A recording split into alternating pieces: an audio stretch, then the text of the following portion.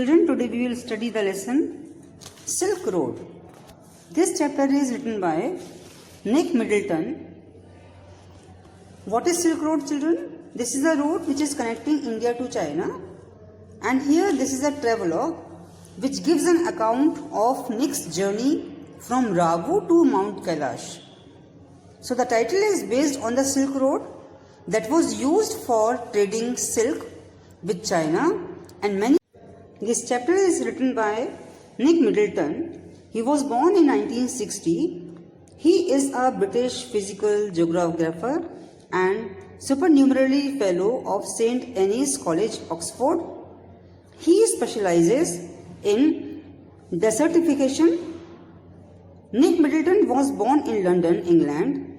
As a geographer, he has travelled to more than 50 countries.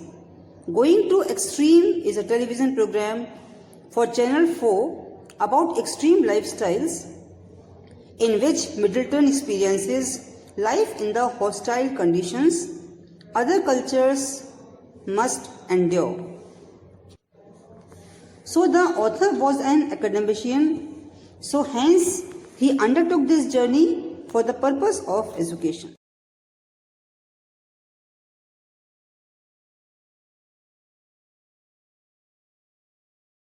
So let me begin the lesson. Nick, he was heading towards Mount Kailash to complete the Kora. Children, what is Kora?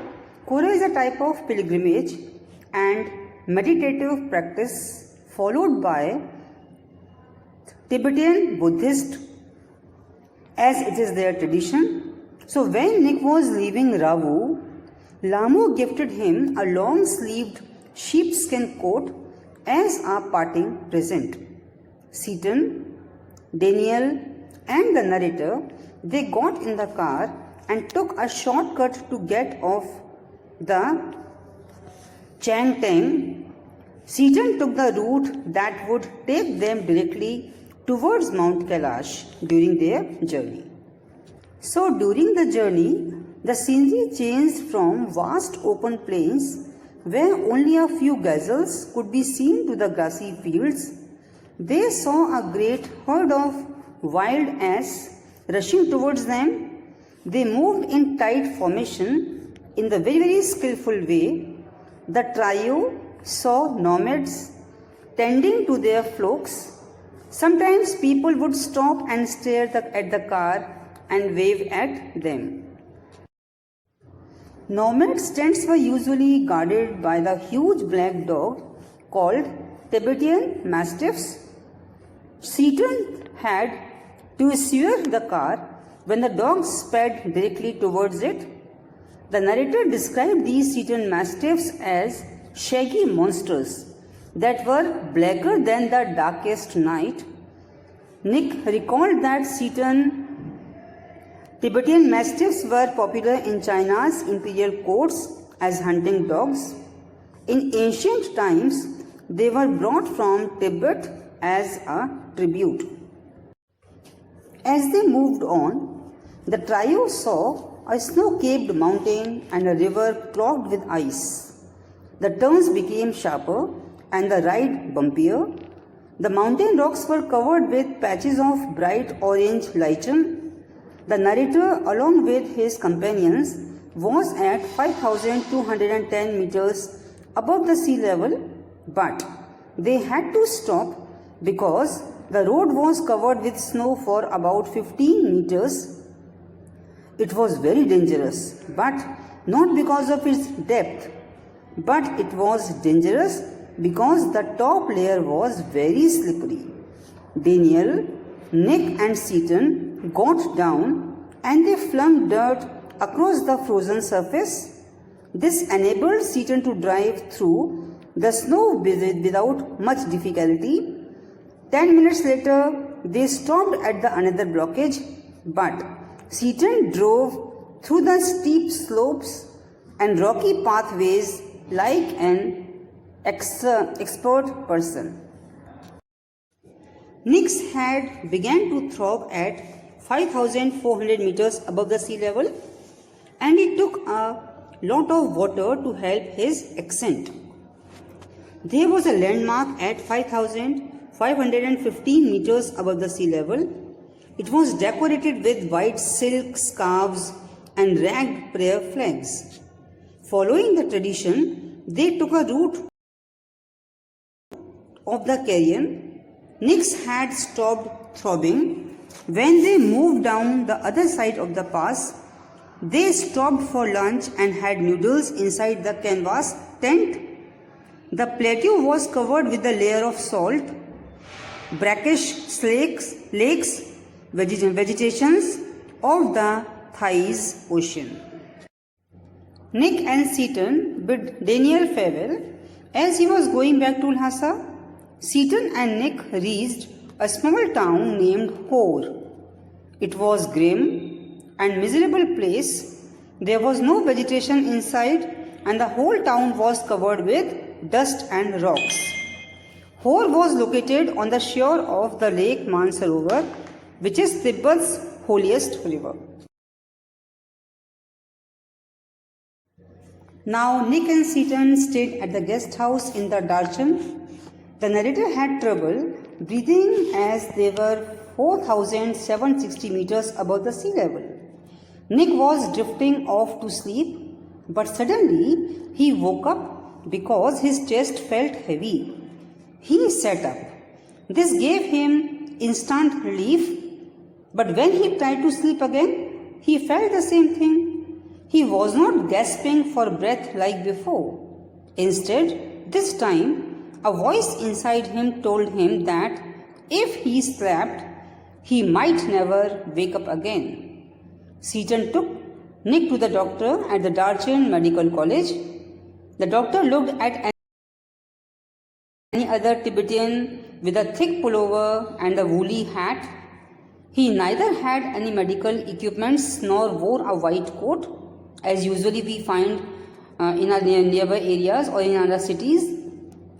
The cause of Nick's illness was cold and altitude. Nick completed the course of Tibetan medicines by taking them after breakfast, lunch and dinner as he was prescribed by the doctor. He had given him some brown colored pills which he had to take by the duration of the time.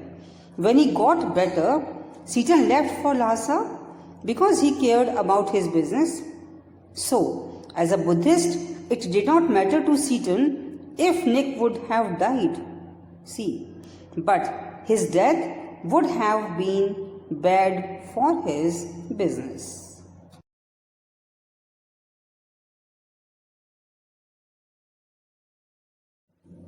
Now the narrator felt that the environment at Darchan was a relaxed one. The major drawback was that there was no pilgrims. He had timed his arrival for the beginning of the season because he had heard that the town was filled with tourists. But after being in the place, he thought that he had reached too early. Another problem was that he could not talk with anyone because of the lack of English-speaking people in Darchan. He was sitting in the lonely cafe in Darchan and having his tea. The walls and the ceiling of the cafe were covered with multicolored plastics, which was made into the shopping bags and sold all over China and in many European and Asian countries.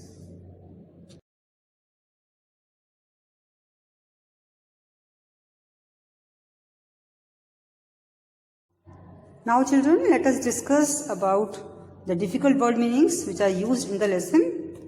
So first is ducking back. Ducking back means moving somewhere quickly. Second one, clambered. Clambered means climbed with difficulty. Number 3, gazelles. Gazelles means small antelopes found in Asia and Africa. Number 4, galloping. Galloping means they were spreading rapidly. Number 5, en masse. En masse means in large number. Number 6, maneuvers. Maneuvers means movements performed carefully and skillfully. Number 7, billowed. Billowed means spread over a large area. Next, evasive. Evasive means done in order to avoid danger. Next, veering. Veering means changing directions suddenly. Next, doped. Doped means spread. Then lichen. Lichen means a very small grey or yellow plant that spreads over the surface of rocks, walls and the trees. Next is swathe. Swathe means a long stripe of land in which the plants or the copse have been cut. Then petered out. Petered out means gradually became quiet. Encrusted. Encrusted means it is covered with the thin hard layer. Then hairpin bends. Hairpin bends. Hairpin bends means very sharp bends in the road that they almost turn back in the opposite direction. Cairn of rocks. Cairn of rocks means a human-made pile of stones as a landmark. Festooned. Festooned means decorated with. Next, carried down. Carried down means moved down rapidly. Then pock-marked means covered. Salt flats, land covered with a layer of salt. Venerated. Venerated means considered holy. It means here in the chapter. Next, cosmology. Cosmology is the scientific study of the universe and its origin and development. Flanks. Flanks means sides of the mountain. Cenicity. Cenicity means holiness. Next, nocturnal. Nocturnal means happens during the night. Propping, supporting. Paraphernalia, equipment. Derelict. Derelict means not used or cared for or and in bad condition. Wisp. Wisp means a long thin line of cloud. Incongruous. Incongruous means strange. Stout. Stout means short, strong and thick. Voluminous. Voluminous means very large. Rickety, very weak, not strong. Windcheater, a jacket designed for protection from winds. Transpired. Transpired means happened. Envisaged. Envisaged means imagined or expected something in the future. And the last is protrusting. Protrusting means laying on the ground with the face down and arms stretched out. That is the end of the chapter.